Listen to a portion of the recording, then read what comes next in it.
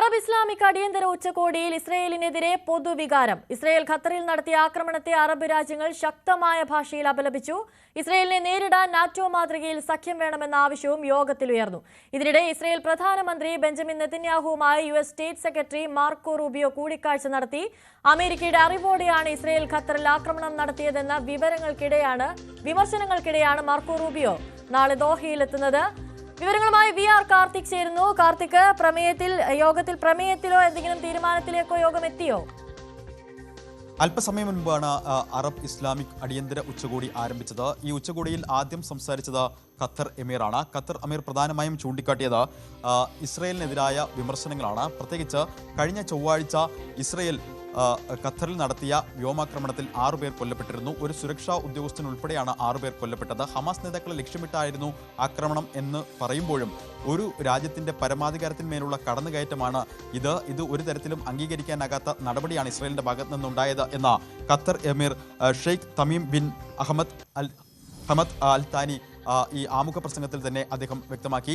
ഇതിനെ അനുകൂലിക്കുന്ന രീതിയിലായിരുന്നു തുടർന്ന് സംസാരിച്ച വിവിധ രാജ്യങ്ങളുടെ പ്രതിനിധികൾ പ്രധാനമായും ഇസ്രയേലിനെ വിമർശിച്ച് രംഗത്തെത്തിയത്.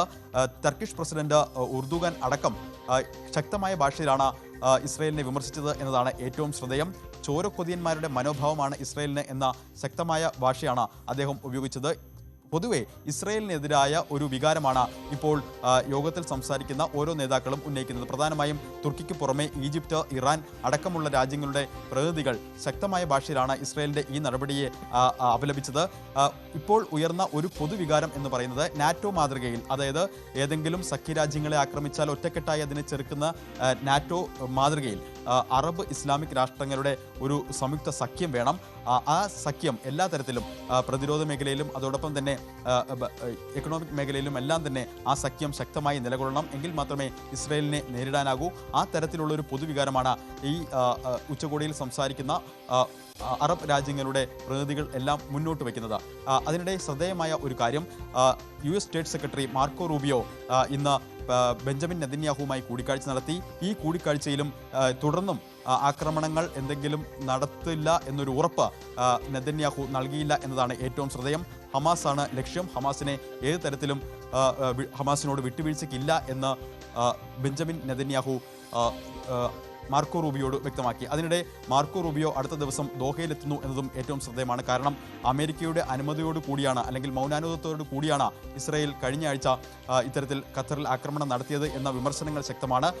ഇന്ന് മാർക്കോ റൂബിയോട് ഇസ്രയേൽ ജെറുസലേം സന്ദർശനത്തിനിടെയും മാധ്യമപ്രവർത്തകർ ഇക്കാര്യം ചോദിച്ചിരുന്നു. അപ്പോഴും ആ കാര്യങ്ങളിൽ ബെഞ്ചമിൻ നെതന്യാഹുവാണ് മറുപടി പറഞ്ഞത്. അമേരിക്കയുടെ അനുമതിയോടെയല്ല, വി ഡിഡ് ദിസ്, ഞങ്ങളാണ് ഇത് ചെയ്തത്, ഞങ്ങൾ മാത്രമാണ് ഇത് ചെയ്തത് എന്ന തരത്തിലുള്ള മറുപടിയായിരുന്നു.